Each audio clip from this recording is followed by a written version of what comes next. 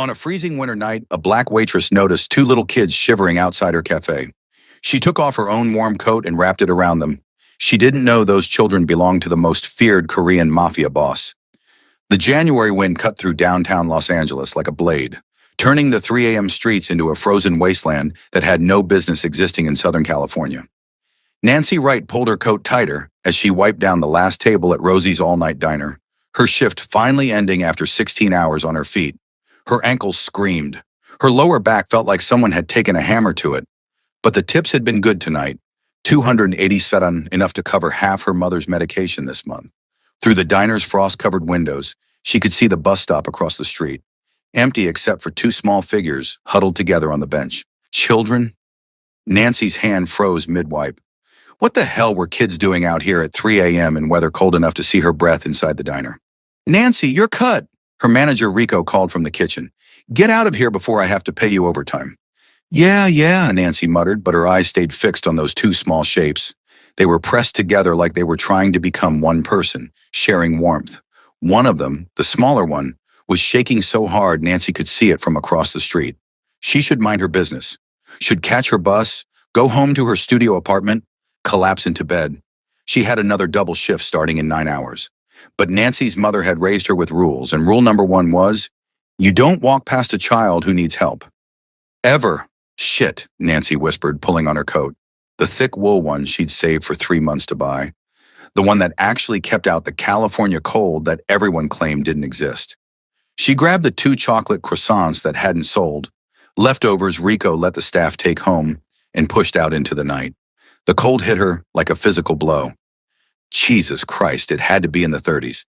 She crossed the empty street, boots crunching on ice that had formed in the gutter, and got her first clear look at the children. Korean, both of them, boys.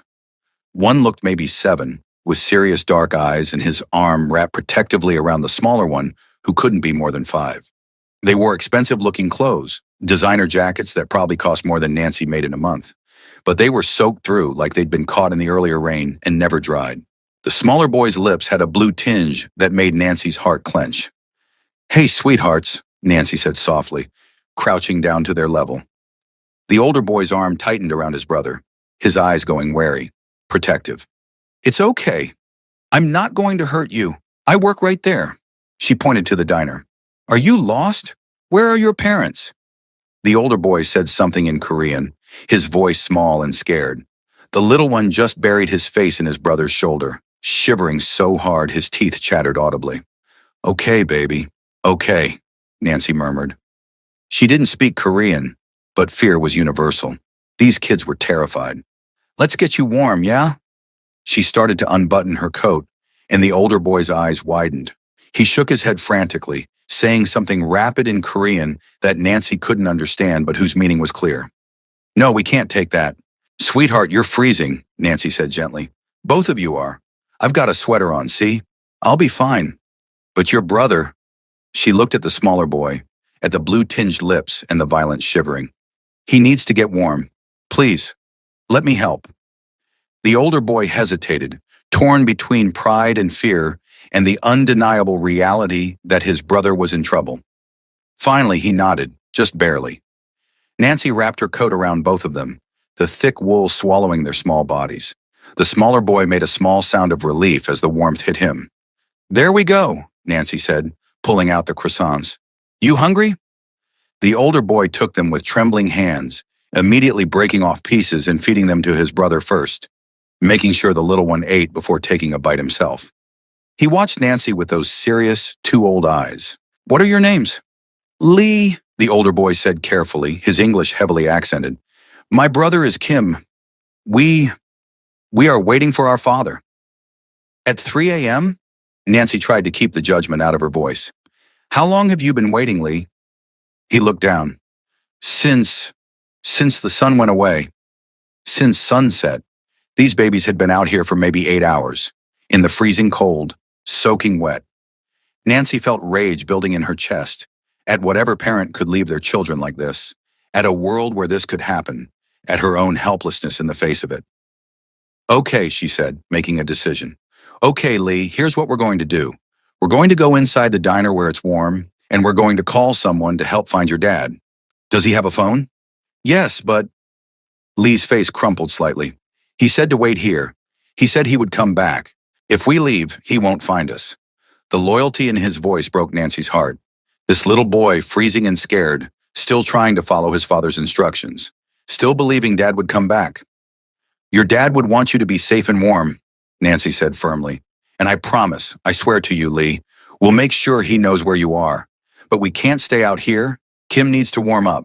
Look at him. Lee looked at his brother, really looked, and Nancy saw the moment fear won over obedience. Kim had stopped shivering, which was worse than the shaking. Nancy had grown up in Michigan before moving to LA.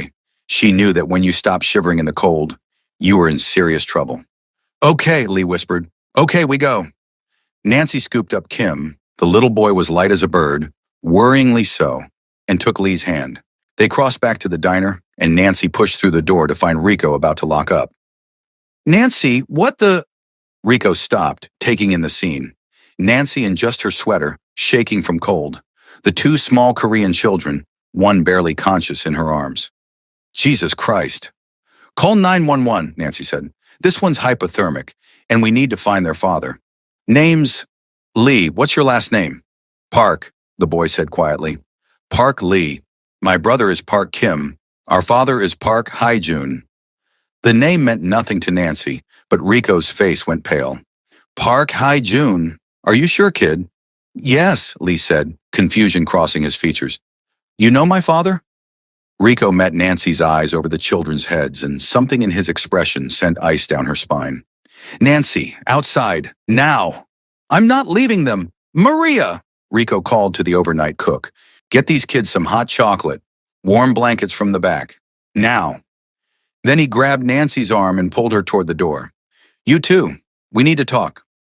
Outside, with the children safely inside and visible through the window, Rico turned to Nancy with an expression she'd never seen on his usually jovial face. Fear. Nancy, listen to me very carefully. Park Hae-jun is not just some deadbeat dad who forgot his kids. He runs the Baekdu Pa, the Korean Mafia in LA. He's one of the most dangerous men in the city. Nancy's world tilted. What? Those kids in there? They're not just lost. Something went wrong. Something big. Because Park Hae-jun doesn't forget his children. Everyone knows he's ruthless as hell in business, but his kids are his world. If they've been out here for 8 hours, Rico ran a hand through his hair. Something's very wrong. So we call the police, Nancy said. But Rico was already shaking his head. You call the cops on Park Hae-jun's kids, and when he finds out, and he will find out, he's going to want to know why. He's going to investigate. And Nancy, you're a black woman who just took his kids. Do you understand what I'm saying? I didn't take them. I helped them. You think he's going to see the difference? You think his people are going to care about your good intentions when they find out his sons were in your possession? Rico's voice was rising with panic. These organizations, they don't think like normal people. They see threats everywhere. You could end up... I'm not leaving 2 babies to freeze to death because I'm scared of their father. Nancy cut him off, her voice steel. Call 911. Get Kim checked out. And then we figure out how to contact Park Hae-jun and let him know his sons are safe. That's what's happening. End of discussion. Rico stared at her for a long moment, then sighed. You're either the bravest woman I know or the most foolish. Probably both, Nancy said, already heading back inside where Lee was trying to get his brother to drink hot chocolate with shaking hands. The ambulance arrived 12 minutes later. The paramedics, a tired-looking white woman and a young Latino man, immediately went to work on Kim, wrapping him in heated blankets and checking his vitals, while Lee hovered anxiously nearby. Moderate hypothermia, the woman said. He needs to go to the hospital. What about you, kiddo? She turned to Lee, who shook his head stubbornly. I stay with Kim. I take care of him. We'll both go with him, Nancy said, making another decision she probably shouldn't. She hesitated. What was she? A stranger who'd found them. I'm looking after them until we can reach their father. The paramedics exchanged glances but didn't argue. They'd seen worse situations in LA at 3 a.m. Within minutes, they were loaded into the ambulance, Nancy sitting beside Lee while Kim lay on the gurney, small and vulnerable under the medical equipment. Miss Nancy? Lee's hand found hers. Kim will be okay? He's going to be fine, baby, Nancy said, squeezing his fingers gently. They're going to warm him up and make sure he's healthy. You did good, Lee. You kept him safe until help came. I tried, Lee whispered, and Nancy saw tears tracking down his cheeks for the first time. I tried to keep him warm, but my jacket was wet and he kept shaking, and I didn't know what to do. You did everything right, Nancy said firmly, pulling the little boy against her side. You stayed with him. You didn't leave him alone. That's what mattered. Your dad is going to be so proud of you. My dad, Lee's voice broke. Something bad happened. There were men, and they were angry, and my dad told us to run. He said, wait at the bus stop. He would come get us. But he didn't come, Miss Nancy. What if he can't come? Nancy's blood ran cold. Men. Angry. Her mind raced through possibilities. None of them good. Did these men hurt your dad? I don't know. We ran like he said. But there was shouting and… Lee closed his eyes. Sounds like fireworks. Pop, pop, pop. Kim was scared. I told him it was just fireworks, but they both knew it wasn't fireworks. Gunshots. Park Hae-jun had been in some kind of confrontation, had told his kids to run, and they'd been waiting for 8 hours in the freezing cold for a father who might be dead. Okay, Nancy said, keeping her voice calm even as her mind screamed. Okay, Lee, here's what we're going to do. When we get to the hospital, I'm going to make some calls, find out where your dad is, get you back to him, I promise. You promise? Lee's eyes were huge, desperate for reassurance. I promise. I'm not going to leave you alone. Either of you. Nancy had no idea how she'd keep that promise, but she'd figure it out. She always did. St. Vincent's emergency room at 4 a.m. was a special kind of hell. Fluorescent lights buzzed overhead. The smell of disinfectant mixed with bodily fluids hung heavy in the air. A drunk man shouted obscenities at the nurse's station, while a young mother tried to quiet a crying baby. Nancy sat with Lee in the waiting area while doctors examined Kim in the back. The boy hadn't left her side, his small hand gripping hers like a lifeline. She'd wrapped him in her coat again, the one she'd gotten back from Kim when the paramedics had their heated blankets, and he was finally starting to look less like a drowned rat. Miss Nancy? Lee said quietly. Why did you help us? You don't know us. The question was so simple, but the weight behind it, the confusion of a child who'd been left alone in the cold, made Nancy's throat tight. Because you needed help, sweetheart. That's enough reason. But your coat, it's cold outside. You need it. I've got other coats, Nancy lied. She didn't. This was her only winter coat, the one she saved for months to buy. But Lee didn't need to know that. Besides, you and your brother needed it more than me.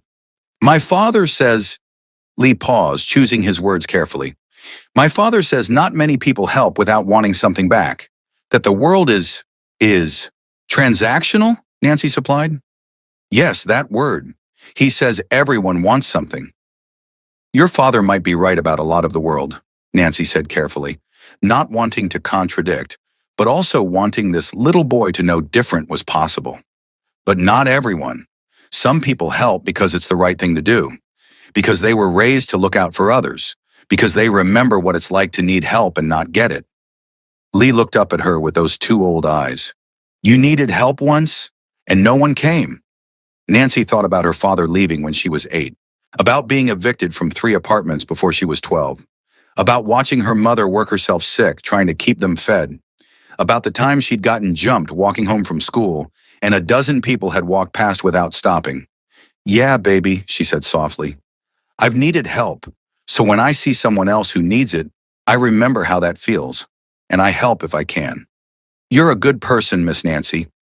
I'm just a person, Lee, trying to do right when I can. A commotion at the emergency room entrance made them both look up. 3 Korean men in expensive suits burst through the doors, moving with military precision. The lead man was tall, broad-shouldered, with a scar cutting through his left eyebrow. He barked something in Korean at the nurse's station, his tone brooking no argument. Lee's entire body went rigid. Uncle Jay, he breathed, and Nancy didn't know if it was relief or fear in his voice. The scarred man's head snapped toward them. His eyes, cold, calculating, locked onto Lee, then moved to Nancy. She saw the assessment happen in real time. Black woman, late 20s, cheap clothes, sitting with Park Hae-jun's son. The suspicion that crossed his face made her blood run cold. He crossed the waiting room in long strides, the other 2 men flanking him like bodyguards. Lee jumped up and Nancy rose with him, keeping herself between the boy and these men until she knew what was happening. Lee, the scarred man said in accented English, dropping to one knee. Are you hurt? Where is Kim? Kim is with the doctors. He was very cold. But Miss Nancy helped us. She gave us her coat and brought us here. Lee's voice was stronger now, less scared. She saved us, Uncle Jay. Uncle Jay's eyes moved to Nancy, and the suspicion was still there, but joined now by something else. Confusion, maybe. You are Miss Nancy? Nancy Wright, she said, keeping her voice steady despite her racing heart. I found Lee and Kim at the bus stop across from where I work. They were freezing. I brought them here to get warm and medical attention. The bus stop. Something flickered across Uncle Jay's face. They were where they were supposed to be. Haijun told them to wait there. He stood, his full height intimidating. Why did you move them? Because Kim was hypothermic, Nancy said, not backing down.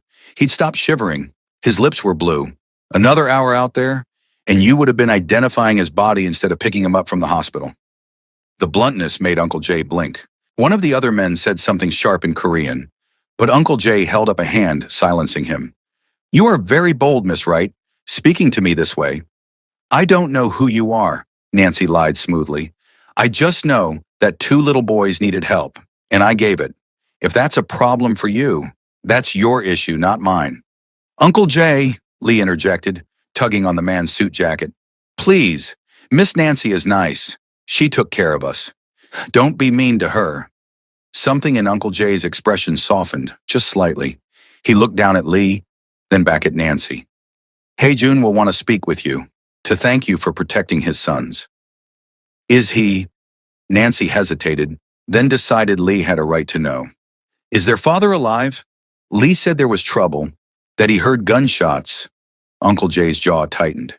He is alive. Injured, but alive. There was an ambush. He got the boys out, but... He glanced at Lee, clearly not wanting to say more in front of the child. He will recover. Thank God, Nancy breathed, and Lee's whole body sagged with relief. A doctor emerged from the back, a young South Asian woman with tired eyes. Family of Park Kim? I am his uncle, Uncle Jay said immediately. How is he? He's going to be fine. We've got his core temperature back up. No frostbite, thank God. Whoever got him inside when they did saved him from serious complications. The doctor's eyes found Nancy. That was you? Yes, ma'am. Good work. Another hour and we'd be having a different conversation. He can go home, but he needs to stay warm and hydrated. I want to see him back here in 3 days for a follow-up. She handed Uncle Jay a packet of discharge papers. Can I see him? Lee asked, looking between the doctor and Uncle Jay. Of course, sweetheart, the doctor said. Come on back. He's been asking for you. Lee started to follow, then stopped. He turned back to Nancy and, before she could react, threw his arms around her waist. Thank you, Miss Nancy, for everything. Nancy's eyes burned as she hugged him back.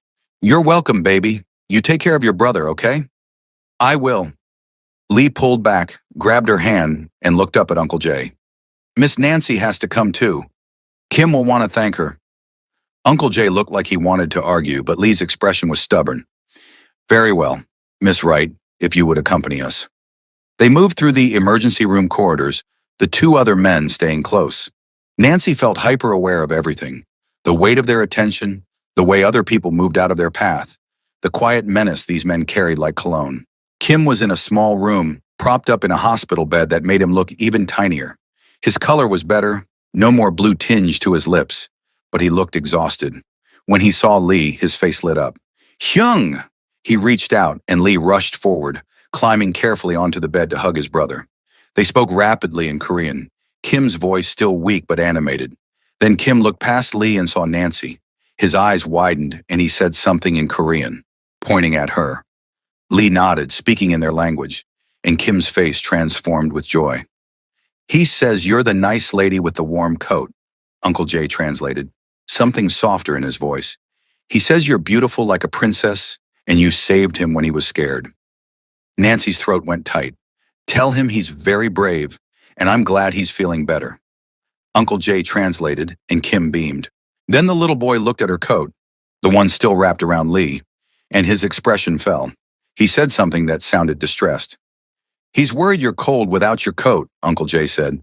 He wants to give it back, but Lee won't let him take it off. Lee needs it more right now, Nancy said gently. But tell him thank you for thinking of me. That's very sweet. More translation. Kim looked thoughtful, then said something else. Uncle Jay's eyebrows rose. What did he say? Nancy asked. He said...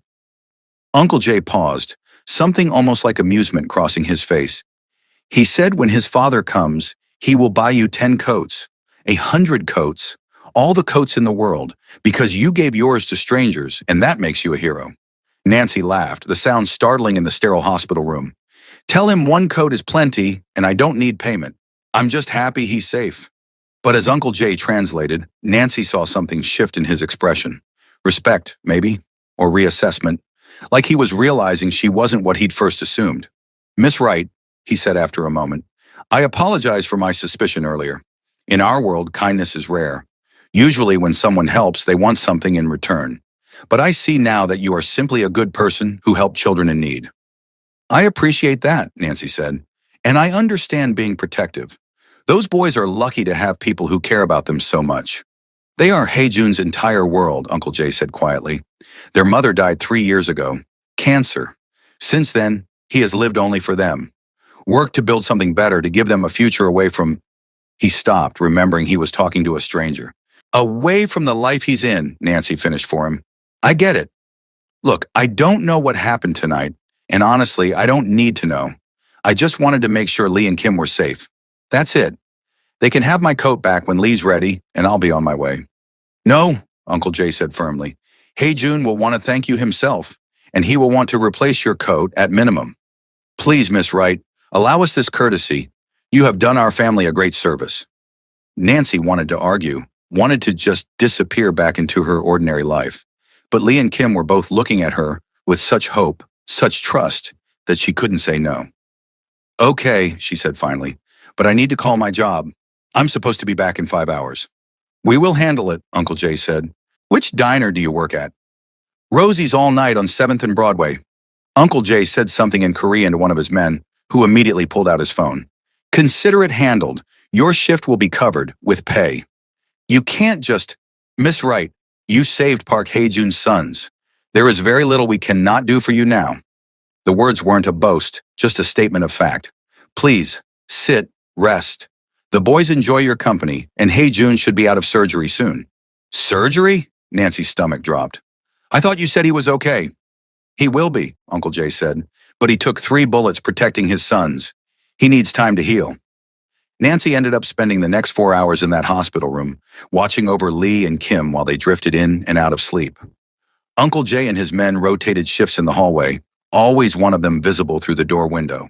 Hospital staff came and went, but Nancy noticed they were all deferential, careful. Word had clearly spread about who these children belonged to. Around 7 a.m., a nurse brought breakfast, not the usual hospital fare, but actual food from somewhere fancy. Fruit, pastries, coffee that didn't taste like battery acid. Compliments of the Park family, she said, not quite meeting Nancy's eyes. Nancy was picking at a croissant when her phone buzzed. Her mother. Baby girl, where are you? You didn't come home last night.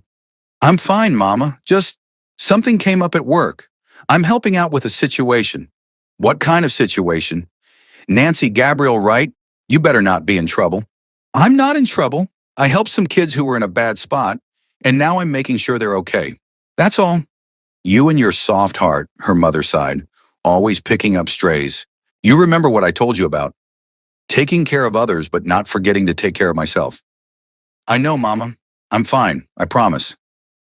They talked for a few more minutes, Nancy carefully editing out details about Korean Mafia bosses and hypothermia, and the fact that she was sitting in a hospital room guarded by men who probably had guns under their suit jackets. When she hung up, Kim was awake, watching her with those big dark eyes. Your mama? He asked in careful English. Yeah, baby, my mama. She was checking on me. She loves you, Kim said matter-of-factly, like my papa loves us. That's right, Nancy said softly. Mamas and papas love their babies. Our mama's in heaven, Kim said, no sadness in his voice, just stating a fact. But Papa says she watches us from there, and she would like you, Miss Nancy, because you're kind. I wish I could have met her, Nancy said, her heart aching for these little boys who'd lost so much. Me too, Kim said. Then with the easy transition of a 5-year-old, can we watch cartoons? Nancy turned on the TV, finding a kids' channel. Kim snuggled into his pillows, content, while Lee dozed in the chair beside the bed, still wrapped in Nancy's coat. And Nancy sat there, in this surreal bubble, wondering how her life had gotten so strange in the span of a few hours. At 8:47 a.m., Uncle Jay entered the room, his expression different, anticipatory. Miss Wright, Haijun is awake. He is asking to see you. Nancy's heart kicked into overdrive. Now? Now. The boys can stay here. My men will watch them. At Kim's distressed sound, Uncle Jay added in Korean, then in English for Nancy's benefit. She will come back. She is just going to talk to your papa. I'll be right back, Nancy promised, standing. She felt woefully unprepared for this. 16 hours into a double shift, wearing her work clothes, no makeup, probably smelling like diner grease and hospital antiseptic. But Uncle Jay was already waiting by the door. They walked through corridors, took an elevator up 3 floors. The men Uncle Jay passed nodded respectfully, and Nancy realized there were more of them. A lot more. Park Hae-jun didn't just have a protection detail. He had an army. They stopped outside a private room at the end of a hallway. 2 men stood guard outside, both visibly armed. Uncle Jay spoke to them in Korean, and they stepped aside. He is still weak, Uncle Jay said quietly, but he insisted on seeing you as soon as he woke. Please, Miss Wright, go easy on him. He feels guilty about his sons being in danger. Nancy nodded, suddenly nervous in a way she hadn't been before. She pushed open the door. The room was dim, curtains drawn against the morning sun. Medical equipment beeped softly, and in the bed, propped up on pillows with bandages visible under his hospital gown, was Park Hae-jun. Nancy's breath caught. Even injured, even in a hospital bed, he was devastating. Late 20s with sharp features that were almost cruel in their beauty. Dark eyes that tracked her movement with predatory awareness despite the obvious pain. Black hair falling across his forehead, must from sleep or surgery or both. And when he saw her, those eyes widened with something Nancy couldn't name. You're Nancy Wright, he said, his voice rough with disuse but the English perfect, barely accented. Mr. Park, Nancy said, staying near the door. I'm glad you're okay. You saved my sons. It wasn't a question. Lee told me everything, the coat, the hospital, how you didn't leave them even when you knew who we were. They needed help, Nancy said simply. I couldn't just walk away. Park Hae-jun stared at her for a long moment, and Nancy felt exposed under that gaze, like he was looking past her cheap clothes and tired face to something deeper. Come closer, he said finally. Please, I want to see the face of the woman who gave my sons her coat in freezing weather. Nancy moved forward slowly, stopping at the foot of his bed. This close, she could see the pain brackets around his mouth, the shadows under his eyes, the bandages that wrapped his shoulder and chest. Evidence of the 3 bullets Uncle Jay had mentioned. You're beautiful, Park Hae-jun said, and Nancy blinked in surprise. Lee said you were, but I thought it was a child's perception. But he was right. You're stunning. Heat flooded Nancy's cheeks. Mr. Park, I don't think... Hae-jun, he interrupted. Please, you saved my children's lives. The least you can do is call me by my name. Hae-jun, Nancy said, the syllables foreign on her tongue. Your sons are fine. That's what matters. I just did what anyone would do. No, he said firmly. Not anyone. Most people would have walked past or called the police and let the system handle it. But you gave them your coat, your warmth, your time. You stayed with them even after you knew who I was, what I am. That is not what anyone does. That is exceptional. Let me thank you, Hae-jun said, his intensity almost overwhelming. Please, let me replace your coat. Let me compensate you for your time, your kindness. Let me do something to show my gratitude. I don't want your money, Nancy said before she could stop herself. Then what do you want? The question was genuine, curious. Nancy thought about it, about her studio apartment with the leaky ceiling, about her mother's medication that cost half her paycheck, about the community college degree she'd had to abandon for work, about the dreams she'd shelved because survival took precedence. I want your sons to be safe, she said finally. I want them to grow up healthy and happy and loved. That's what I want. That's why I help them. Something shifted in Hae-jun's expression, softened. You're not what I expected. What did you expect? Someone looking for an angle, a payout, connections. He smiled slightly, wincing at the movement. Most people who help my family want something. But you just want my children safe. Of course I do. They're kids. Sweet kids who've been through trauma and lost their mother and almost froze to death waiting for you. The words were harsher than Nancy intended, and she saw them land like blows. Heijun's face went tight with pain that had nothing to do with his injuries. I know, he said quietly. I know what I did to them, telling them to run, to wait, not being able to get to them for hours while I dealt with the aftermath of the ambush.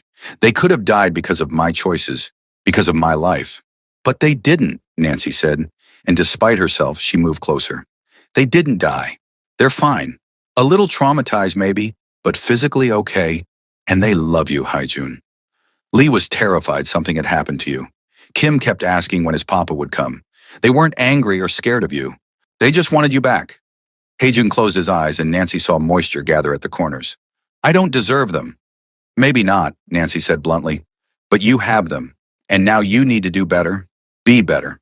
Find a way to keep them safe that doesn't involve telling two little boys to run into the night and wait alone in the cold. You're very bold, Heijun said, eyes opening to fix on her.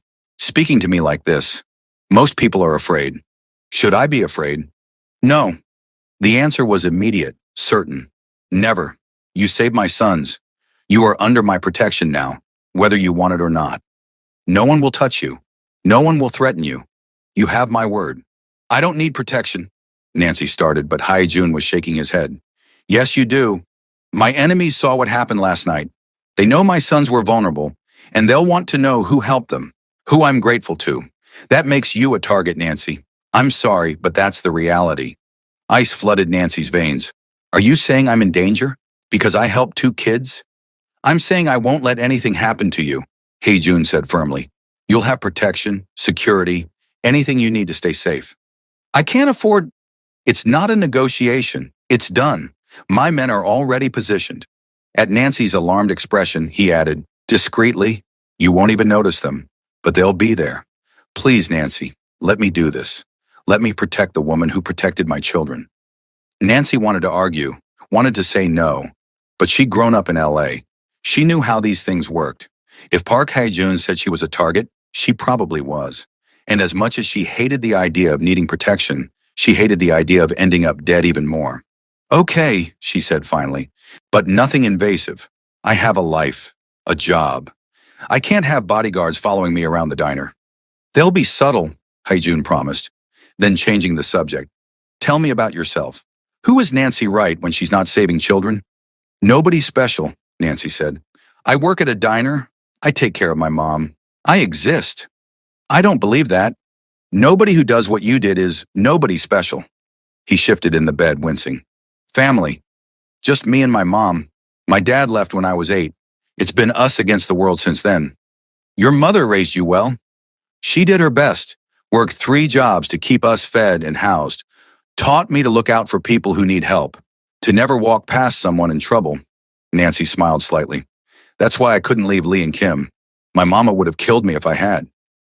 I would like to meet her, Hae-jun said, to thank her for raising a daughter who saved my sons. Mr. Park Hae-jun, you don't need to. I want to, he interrupted. Nancy, you need to understand something. In my world, loyalty is everything. Family is everything. You protected my family when I couldn't. That creates a bond, a debt that can't be paid with money or gifts. It requires relationship, understanding, trust. I don't understand. I'm saying that I want you in our lives, not as an obligation, not as someone I owe, but as someone important. Someone the boys clearly trust and care about. Someone He paused, something flickering across his face.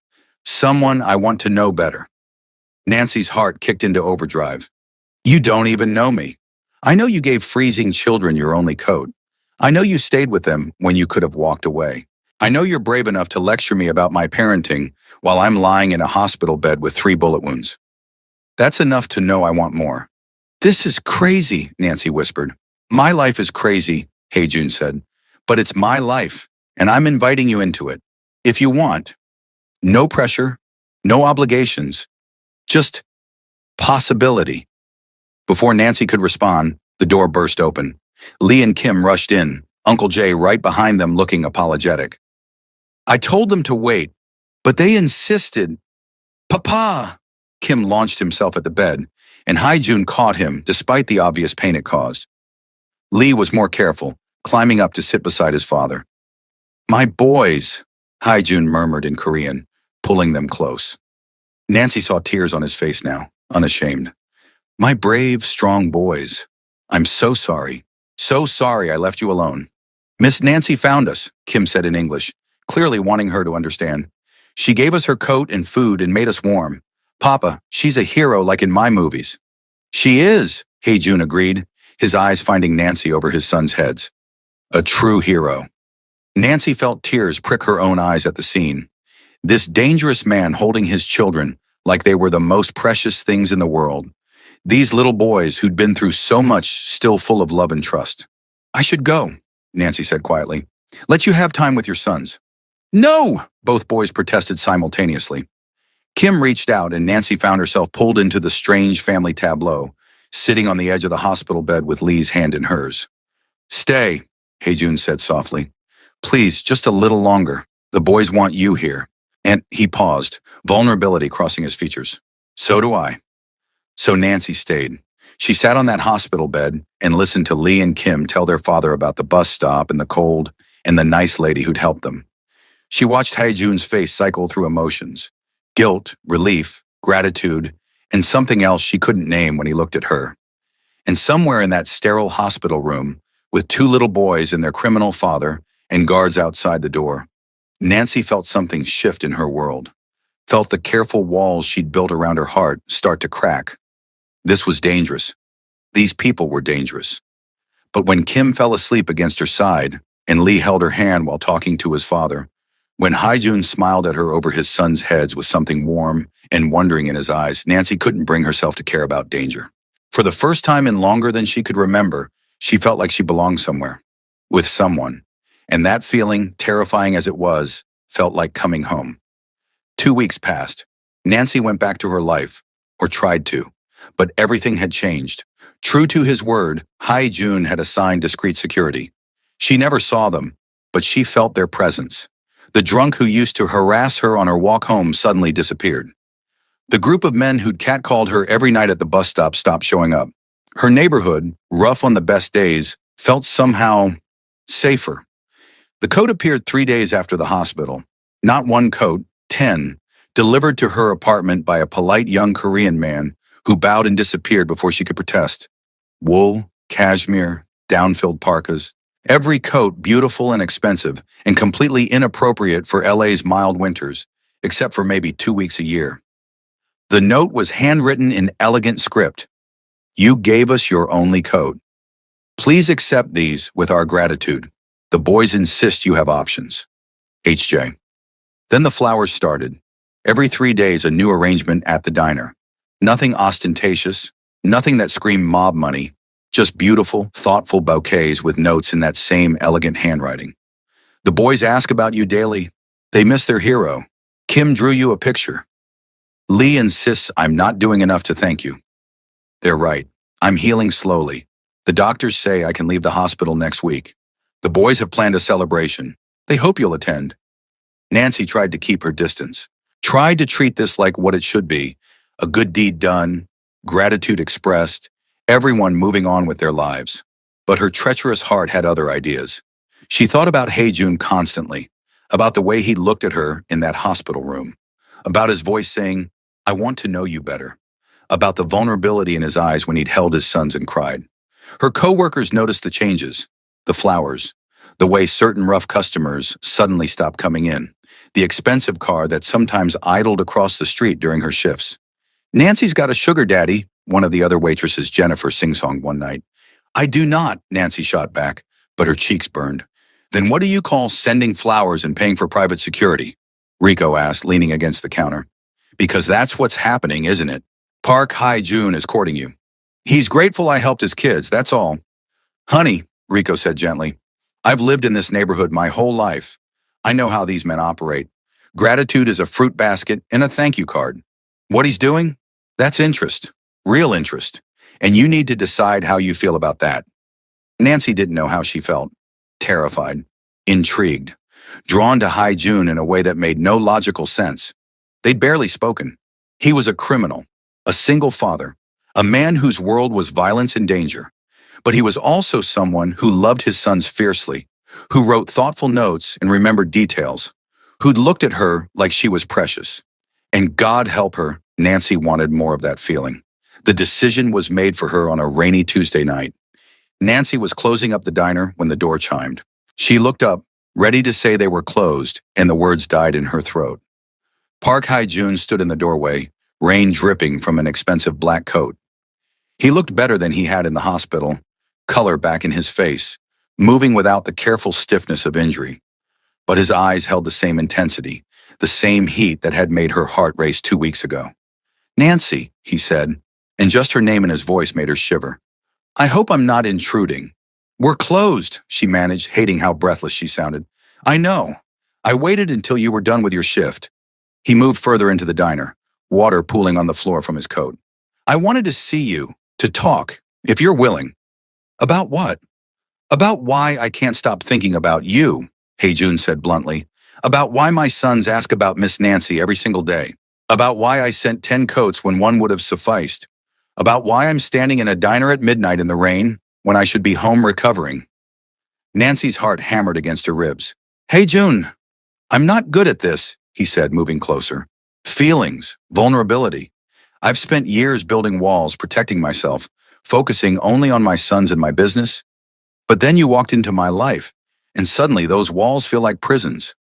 "You don't know me," Nancy whispered, repeating the same argument she'd made in the hospital. "Then let me know you," Hae-jun said, stopping in front of her, close enough that she could see water droplets clinging to his eyelashes. "Let me take you to dinner. Let me introduce you to my sons properly, not in a hospital room. Let me show you that I'm more than what the world says I am." "And what are you?" Nancy challenged. "Beyond the Mafia boss? Beyond the dangerous man with an army of guards? Who is Park Hae-jun when he's not playing his role?" "I don't know," he admitted, and the honesty stole her breath. "I've been so many things, son, husband, widower, father, leader, that I've lost track of who I am underneath. But with you, Nancy, I want to find out. I want to discover who I could be with someone who sees past all of it." "This is insane," Nancy said, but she didn't step back when he reached for her hand. "Probably," Hae-jun agreed, his thumb tracing circles on her palm. "But insanity runs in my family. My father fell in love with my mother after she punched him for being rude to a restaurant server. They had 30 years together before he died. Sometimes the crazy choices are the right ones." "I'm a waitress," Nancy said. "I live in a studio apartment in Inglewood. I work double shifts to pay for my mom's medication. Your world and mine, they don't mix. They can't." "Why not?" Hae-jun challenged. "Because of money, I have enough for both of us. Because of danger, I can protect you. Because of background? Nancy, my grandparents were rice farmers in Korea. My father came here with nothing. I'm not some aristocrat looking down on the working class. I am the working class. Just with better resources now." "It's not that simple." "It is exactly that simple." Hae-jun pulled her closer, his free hand coming up to cup her cheek. "I'm attracted to you. You're attracted to me. Don't deny it. I can see it in your eyes. We both have complicated lives and responsibilities, but we also both deserve happiness. A chance at something real. Your sons already love you, already ask when they can see Miss Nancy again, already drew you pictures and planned celebrations." His smile was soft, genuine. "Nancy, they lost their mother 3 years ago. Since then, they've had no women in their lives except housekeepers and teachers. But you gave them your coat. You stayed with them when they were scared. They trust you in a way they haven't trusted anyone since their mother died." Tears burned Nancy's eyes. "That's not fair. Using your kids." "I'm not using them. I'm telling you the truth. My sons need someone like you in their lives. Someone kind and brave and real. And his voice dropped lower, intimate. "I need you too. More than I've needed anyone in years. So please, Nancy Wright, give me a chance. One date, one conversation, one opportunity to prove that this crazy thing between us could be something beautiful." Nancy looked into his eyes and saw everything she'd been afraid to want. Connection, passion, the possibility of mattering to someone, of being chosen not despite who she was, but because of it. One date, she heard herself say. But hi, June, if this goes wrong, if your world ends up hurting me or my mom, I will never forgive you. Fair enough, he said, and his smile was like sunrise. I'll pick you up Saturday at 7. Wear something comfortable. I'm taking you somewhere special. He leaned down and Nancy's breath caught, thinking he was going to kiss her. Instead, he pressed his lips to her forehead, a gesture so tender it made her chest ache. Thank you, he murmured against her skin, for saving my sons, for giving me a chance, for being brave enough to let me in. Then he was gone, disappearing into the rain, leaving Nancy alone in the empty diner with her racing heart and trembling hands and the certainty that her life would never be the same. Saturday came too fast and not fast enough. Nancy changed clothes 4 times, settling finally on jeans and a soft purple sweater that brought out the warm tones in her dark skin. Comfortable, like he'd said, but still nice, still showing she cared. He arrived exactly at 7, driving a sleek black sedan that was expensive but not ostentatious. When Nancy opened her apartment door, her breath caught.